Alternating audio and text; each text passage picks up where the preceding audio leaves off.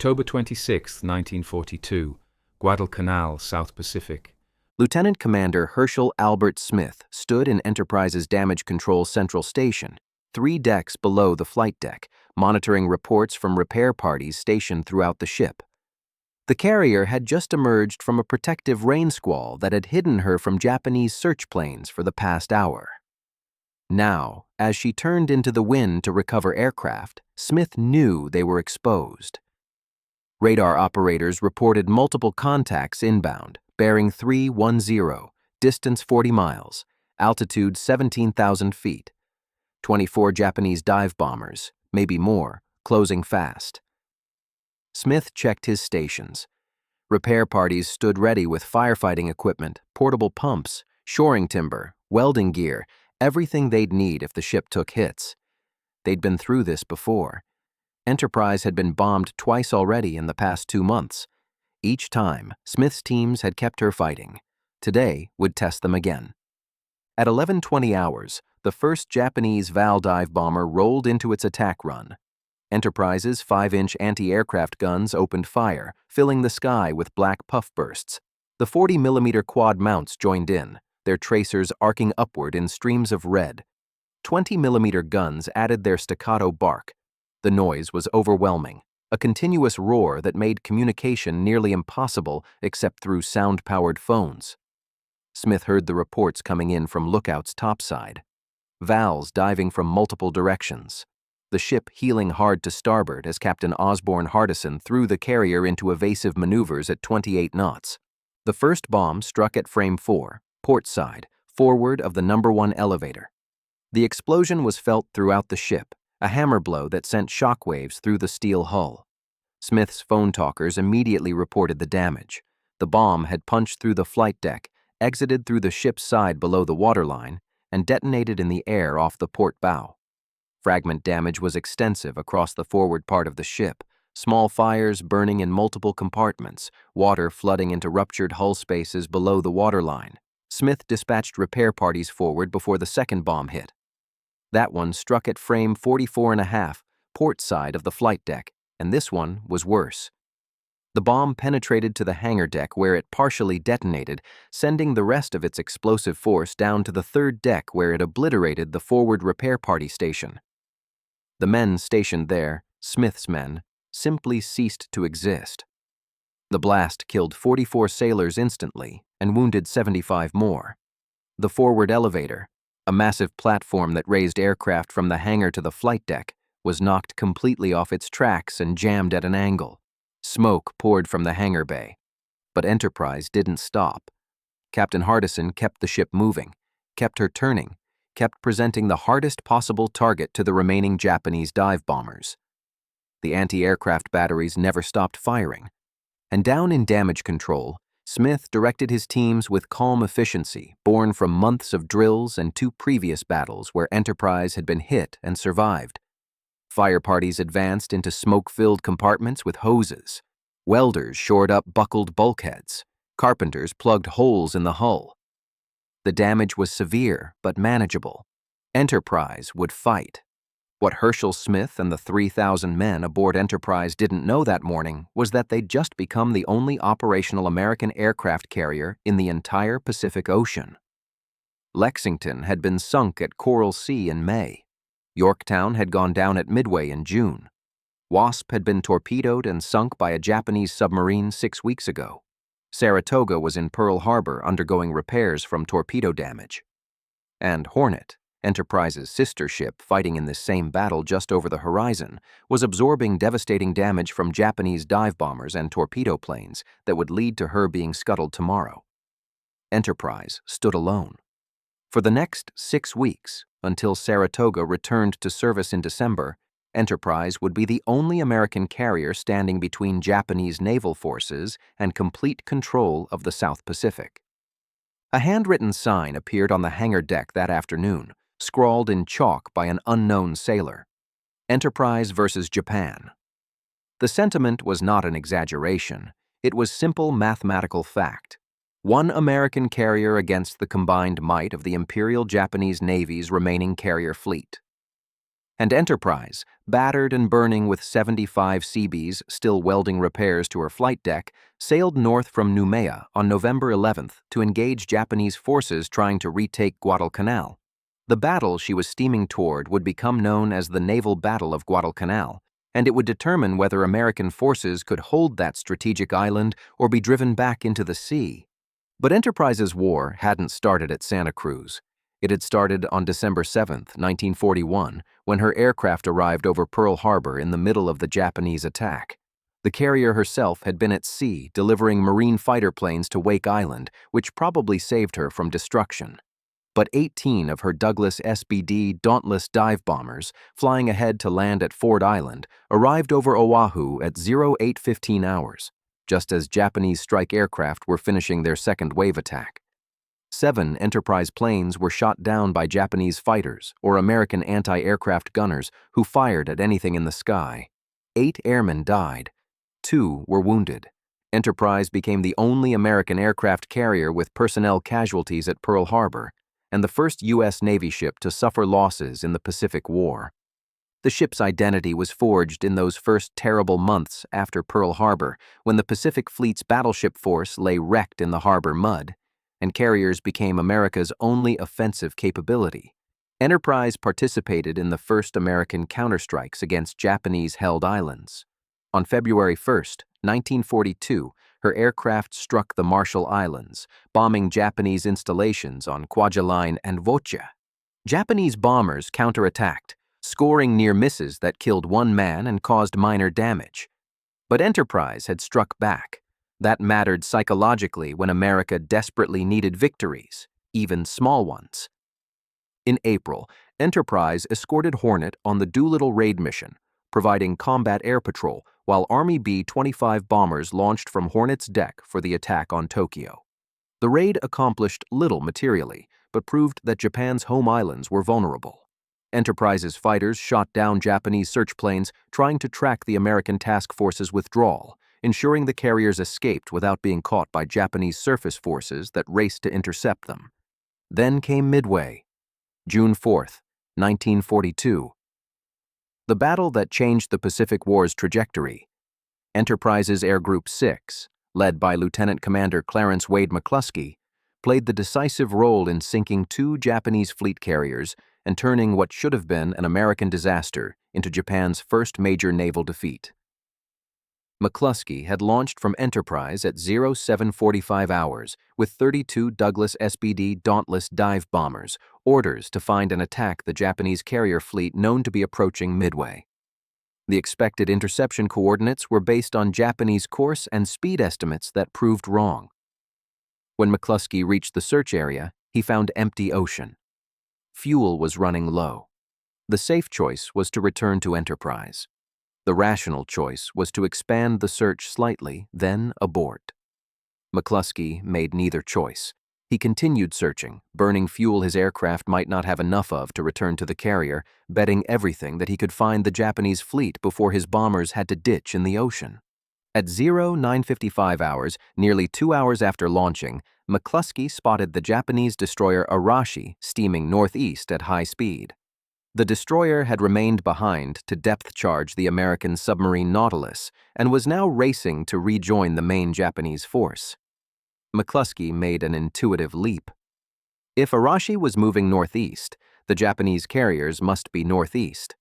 He altered course to follow the destroyer, still maintaining radio silence, still burning precious fuel, now committed to a choice that would either find the Japanese fleet or result in most of his squadron ditching in the Pacific. At 10:05 hours, McCluskey saw them.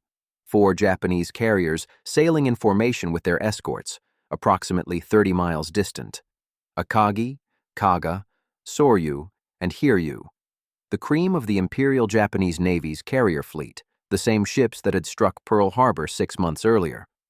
McCluskey broke radio silence, reported contact, and ordered the attack.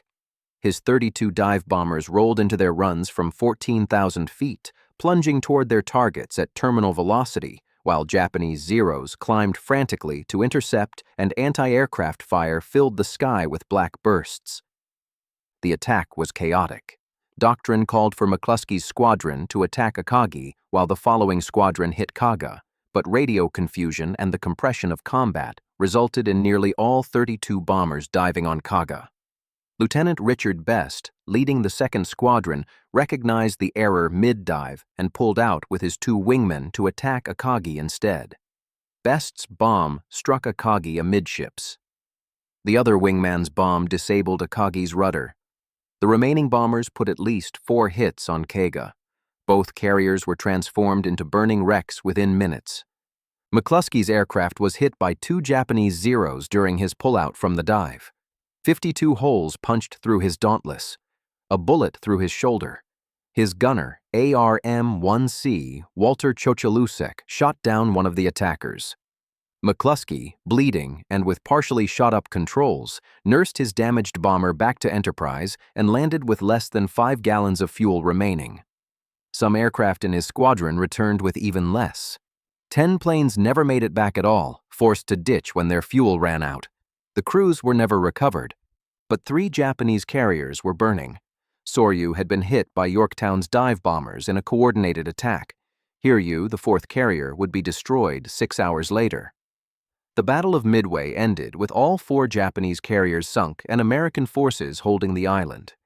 Admiral Chester Nimitz would later state that McCluskey's decision to continue searching and his judgment about where to find the enemy decided the fate of the American Carrier Task Force and American forces at Midway.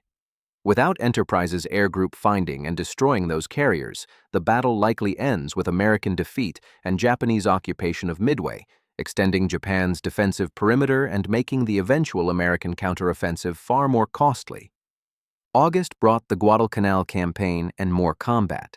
Enterprise supported the Marine landings, then fought in the Battle of the Eastern Solomons on August 24th, when Japanese carrier forces attempted to destroy American naval forces supporting the Guadalcanal operation. Enterprise was hit by 3 bombs. One penetrated the flight deck near the aft elevator, killing 35 men. The carrier remained operational, recovered her aircraft, and withdrew for repairs that took 3 weeks. She returned to action in October for the Battle of Santa Cruz, where the opening of this story began. And after Santa Cruz, after absorbing 2 more bomb hits and losing 44 more men, after Hornet went down and left Enterprise as the sole American carrier in the Pacific, she sailed into the Naval Battle of Guadalcanal with 75 Seabees from Company B of the 3rd Construction Battalion still welding repairs to her damaged flight deck. Those Seabees, construction workers in uniform, had been aboard since Enterprise limped into Noumea on October 30th. The carrier needed extensive repairs that would take weeks in a proper shipyard. But Japanese forces were converging on Guadalcanal for another attempt to retake Henderson Field, and Enterprise was the only carrier available to oppose them. So she sailed on November 11th with repairs incomplete, with welders still working on the flight deck, with damage control teams still shoring up weakened bulkheads because there was no alternative. Enterprise versus Japan wasn't a boast. It was operational reality.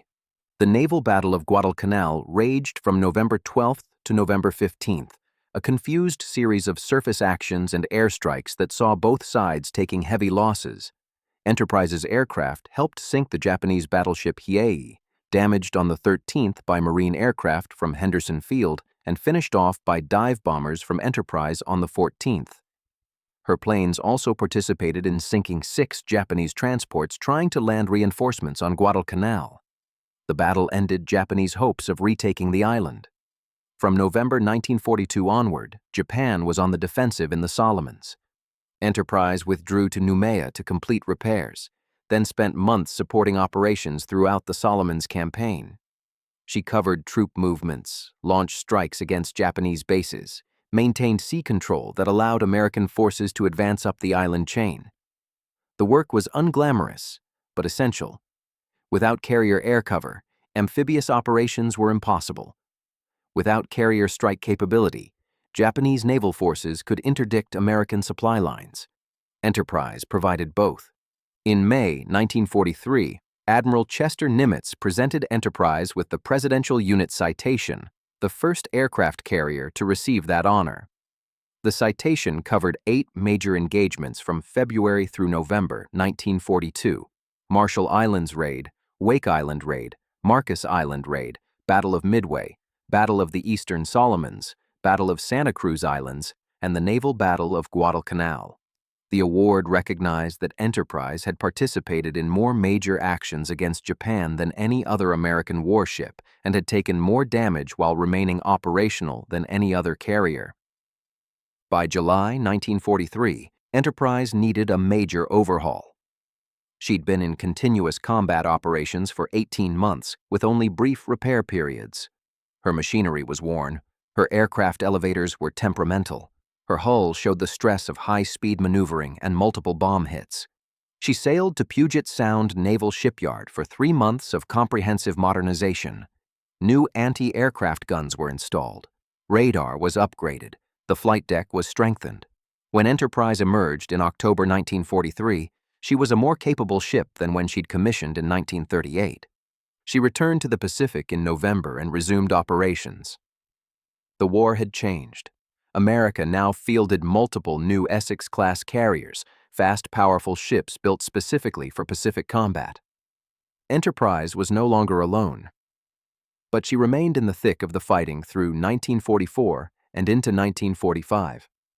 She participated in the Battle of the Philippine Sea in June 1944, where American carrier aircraft destroyed so many Japanese planes that the engagement became known as the Great Marianas Turkey Shoot. She fought at the Battle of Leyte Gulf in October 1944, the largest naval battle in history. Her aircraft sank Japanese warships, destroyed enemy aircraft, supported amphibious landings from the Philippines to Iwo Jima to Okinawa. In April 1945, off Okinawa, Enterprise was struck by a kamikaze. The suicide plane crashed through the flight deck, killing 14 men. The damage was serious, but not critical. Enterprise withdrew for repairs, returned to action in May, and was hit by another kamikaze on May 14th. This one caused severe damage. The forward elevator was destroyed. Fires raged through the forward part of the ship.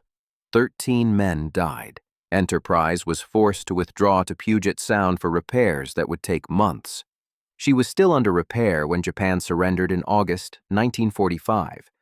Enterprise missed being present at the surrender ceremony in Tokyo Bay, an absence her crew considered a bitter injustice given the ship's war record. She'd earned 20 battle stars, more than any other American warship in World War II. She'd participated in 18 of the 22 major carrier actions in the Pacific. Her aircraft had destroyed 911 enemy planes and sunk 71 ships. She'd been hit by bombs and kamikazes 14 times and always returned to action. Her sailors called her the Gray Ghost because she refused to die. But peacetime America showed less appreciation. Enterprise was decommissioned in February 1947 and placed in reserve. Various plans to preserve her as a museum ship were proposed, but never funded. In 1958, she was sold for scrap, despite protests from veterans groups and Navy personnel who understood her historical significance. By 1960, Enterprise had been completely dismantled, reduced to her component metals, melted down and recycled. The most decorated American warship of World War II ceased to exist. The decision to scrap Enterprise rather than preserve her became a turning point in how America treats its military heritage. The outcry from veterans and the public about losing such an important historical artifact led directly to Congress passing legislation to preserve other historically significant warships. The battleship Texas was saved. The carrier Intrepid was saved. Multiple other ships were preserved as museums because Enterprise had been lost. Her sacrifice in scrap yards accomplished something her combat service couldn't, ensuring that future generations would be able to visit and understand the ships that won World War II. The men who served aboard Enterprise during the war never forgot her. They formed the USS Enterprise CV-6 Association and held reunions for decades. They told stories about Herschel Smith keeping the ship fighting through multiple battle damage incidents. They remembered Captain Hardison maneuvering at high speed to dodge torpedoes at Santa Cruz. They honored Wade McCluskey's navigation and leadership at Midway. They spoke of ordinary sailors, mechanics, cooks, gunners, pilots, all doing extraordinary things when survival and victory depended on it. Enterprise's war was not won by technology alone, though she carried excellent aircraft and weapons. It was not won by doctrine, though American carrier tactics evolved and improved throughout the war. It was won by people. The damage control teams who fought fires and repaired bomb damage while under attack. The pilots who flew missions knowing many wouldn't return. The mechanics who kept aircraft flying with limited spare parts and endless improvisation. The cooks who fed 3,000 men 3 times a day from kitchens that shook with explosions and maneuvering. The gunners who stood exposed on deck firing at aircraft diving toward them. Everyone aboard had jobs that were essential, and they performed those jobs under conditions of constant danger and stress. This is what made Enterprise the most dangerous American warship of World War II. Not her guns, or her aircraft, or her armor. The men who refused to let her die. When she was the last carrier standing in October and November 1942, they kept her fighting because there was no alternative. When she took bomb hits that would have sunk lesser ships, they repaired the damage and continued operations. When victory seemed impossible and defeat appeared certain, they fought anyway because that's what Enterprise did. She fought. The legacy of USS Enterprise CV-6 extends beyond her combat record. She proved that aircraft carriers were the dominant naval weapons of the Pacific War, validating the theories that naval aviation advocates had promoted for decades. She demonstrated that well-trained crews could keep ships operational despite severe damage. She showed that persistence and refusal to surrender could overcome temporary setbacks and material disadvantages. Every carrier that came after Enterprise, every American naval victory in the Pacific, built on the foundation she and her sister ships established in those first terrible months after Pearl Harbor. Today, no physical trace of Enterprise remains except in photographs and memories and museum displays. But her name continues. The Navy's first nuclear-powered aircraft carrier, launched in 1960, was named Enterprise in her honor. That ship served for 51 years, longer than any other carrier in Navy history, before being decommissioned in 2017. A new carrier, CVN-80, is under construction and will bear the name Enterprise when she's commissioned in the 2030s. The name lives on because what it represents, courage and sacrifice and refusal to surrender, remains relevant to every generation that serves. The men who served aboard Enterprise during World War II are mostly gone now. The last veterans are in their 90s, their numbers dwindling each year. But they left testimony, oral histories and written accounts and interviews that preserve their experiences. They want people to remember that Enterprise was more than steel and machinery. She was a community of 3,000 men who lived and worked and fought together for years under the worst conditions imaginable. Some died. Many were wounded. All were changed by what they experienced. And they kept the ship fighting when everything depended on it. When failure meant losing the Pacific War, when one carrier stood between Japanese victory and American survival. That is why USS Enterprise CV-6 was the most dangerous American warship of World War II. Because danger isn't measured in guns or tonnage. It's measured in what you can accomplish when everything is against you, when you're alone and damaged and fighting an enemy that outnumbers you, and you refuse to quit. Enterprise never quit. Her crew never quit. They fought and won when victory seemed impossible. That's what made them dangerous. That's what made them legendary.